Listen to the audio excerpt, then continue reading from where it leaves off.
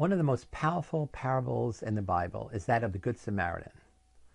A man is passing by, seeing a stranger lying on the road, and the Bible is on the road from Jerusalem to Jericho, that many, many people have passed by and done nothing to help this suffering person. But the man from Samaria, the Good Samaritan, gets down off his camel, helps the man, brings him to an inn, gives the innkeeper money, checks on him to see that he's surviving and doing well.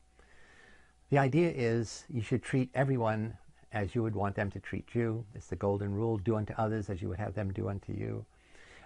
It promotes the notion of social community, a sense in which of reciprocity. We all should help one another if we ever want others to help us. But that Good Samaritan rule often gets challenged, because in many situations, people who are in need don't get the support they need. People pass them by, and that's called the bystander effect, the bystander indifference. So again, while you're watching this film clip, keep thinking, would I help? Would I intervene? What are the forces in that situation that would make me help? Or what keeps me, like most people, from helping, from being passive, in some cases from being indifferent to the suffering of my fellows? Watch a pickpocket in action. The woman with the rucksack is his victim, and the man in the grey top on the left is the thief. Except they're both acting. In fact, everyone in the queue is with us, apart from the man in the blue shirt. As the thief moves in, will our bystander notice?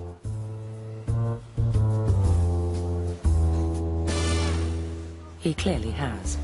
What's more, he's seen that other people in the queue have noticed too. Now, what's he going to do about it?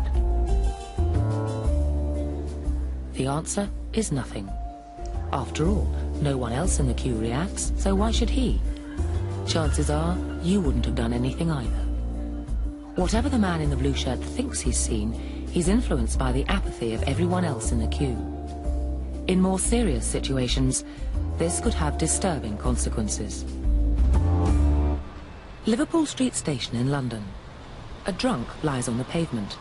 In fact, he's our actor, Peter, but these passers-by aren't to know that. And since he looks the worse for wear, not critically ill, they ignore him. Helping would be inconvenient or even risky. He lies there for 20 minutes and no one raises an eyebrow. This time, we've dressed Peter as a respectable city gent. How long before he's rescued now that he looks the part? Hello, sir. How are you today? I'm all right, then. 6 seconds. She even calls him sir. And suddenly, everyone's a good Samaritan. Do you suffer from epilepsy? No. While you're lying on the floor in the rain? After a couple of minutes, even the police turn up. I would just hate to be in his position of feeling ill and nobody helping and walking past, so I'd just like to check that he was okay. I thought, well, it's wet, so he must really be ill because he's going to ruin his suit anyway. Our actress Ruth takes Peter's place. She's not a drunk, but she's also not a city gent. How long before she gets help?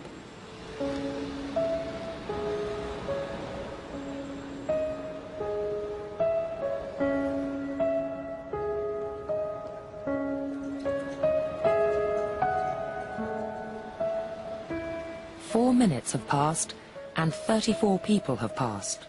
People don't really want to know. They just haven't got the time. Well, they have got the time, they just don't want to get involved. But it's more complicated than that.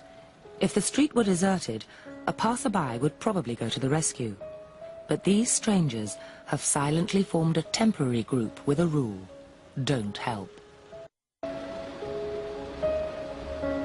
This woman, for instance, has clearly spotted Ruth, but she conforms to the rule and does nothing.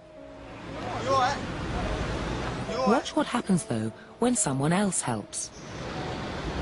You all right, you sure?